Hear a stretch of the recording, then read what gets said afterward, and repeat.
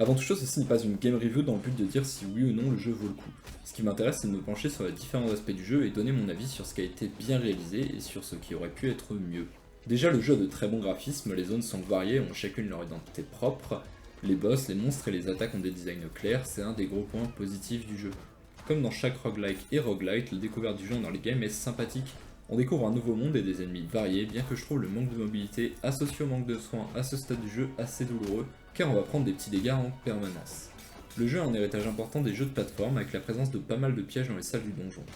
Ce qui je trouve lui apporte un certain charme dans certains cas, et est juste insupportable dans d'autres. Mais globalement ça s'intègre assez bien au jeu. Concernant les combats, c'est assez étrange de s'habituer à avoir des dashs sans invincibilité, et l'horizontalité de la plupart des attaques peut se révéler assez chiante face aux ennemis volants. Sinon c'est un style de combat assez classique pour un roguelite en 2D, et plutôt bien réussi. Le système de progression du jeu est composé d'un arbre dans lequel on peut acheter des upgrades ou de nouvelles classes avec de l'or, ainsi que d'équipements et de runes que l'on peut équiper pour la partie light du jeu.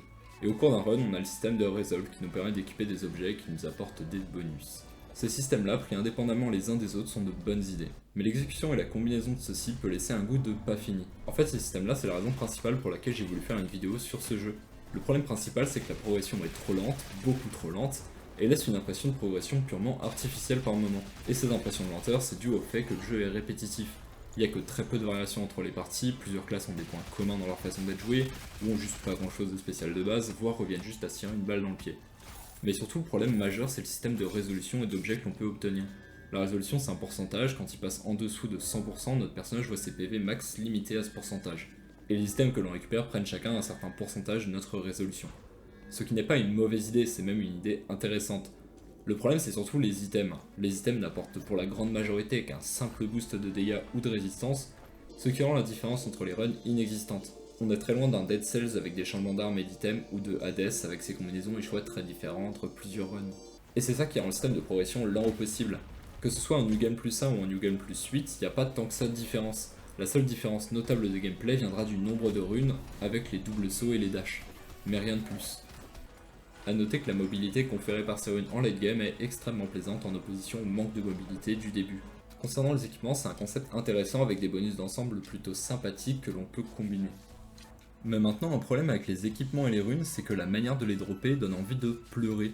On les trouve dans plusieurs types de coffres, ceux en métal, les coffres féeriques, ceux de boss et peut-être aussi ceux en bois. Mais je dois avouer que je suis pas trop sûr des taux de drop de base qui sont incroyablement bas, car j'utilisais un mode qui rendait les drops abondants et garantis dans certains coffres, et avec ça je trouvais la progression relativement bien équilibrée. Mais en lisant certains posts, on se rend compte que le taux de drop de base est tellement faible que ces deux systèmes-là sont plus relous qu'autre chose, car les gens ne dropent juste rien. Et parlons-en de ces fameux coffres féeriques. L'exécution de ceux-ci est médiocre. Sans vouloir abuser dans ma formulation, c'est vraiment pas agréable. Ils sont rares, on en croise très peu, et on est soumis à une épreuve pour les ouvrir. Soit une épreuve de dextérité, soit une épreuve de combat, soit une épreuve de réflexion, qui est plutôt rare pour le coup. Et jusque là ça va, mais le hic c'est qu'on peut essayer l'épreuve qu'une seule fois. Si on échoue on peut pas recommencer, donc pour toutes les épreuves de dextérité où il ne faut pas prendre un seul coup face à des pièges, on n'a juste pas l'occasion de pouvoir s'exercer à les faire, et au final ça sert pas à grand chose. On assiste certaines épreuves qui sont quasiment impossibles, voire irréalisables, car on n'a pas la bonne arme dans des cas rares. Sachant que c'est la méthode d'obtention principale des équipements et des runes, c'est un vrai problème. Par chance, il existe un mode permettant de réessayer si on échoue, et je vais vous mettre un petit extrait de coffre en fond, vous allez pouvoir constater du plaisir absolu que c'est. Enfin, concernant le système d'or, c'est aussi très lent. La majorité des upgrades sont des stat boosts, et là encore c'est pas hyper intéressant. On a aussi la capacité de débloquer des nouvelles classes qui est plutôt bien, mais concrètement, le système n'apporte vraiment pas grand chose au jeu malheureusement. Un autre reproche que je pourrais avoir envers le jeu est qu'il faille aller jusqu'au New Game Plus 7 pour avoir la vraie fin, car on peut débloquer une forme avancée de chaque boss à chaque New Game.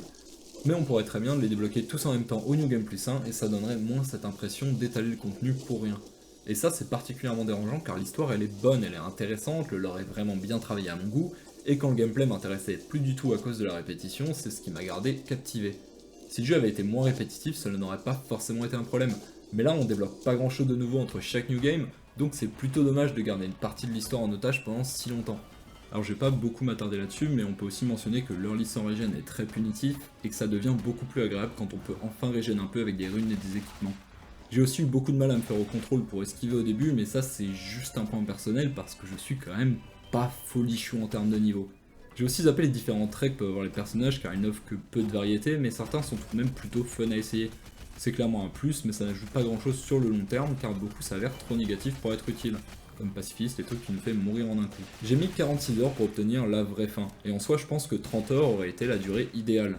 Mais sans mode, la durée est plus proche des 80 heures de ce que j'ai vu, sachant que j'ai utilisé 3 modes, 1x3 pour la source, plus de drop, et la possibilité de refaire les coffres féeriques, et je trouve que ça rend le jeu plutôt équilibré avec cette configuration là.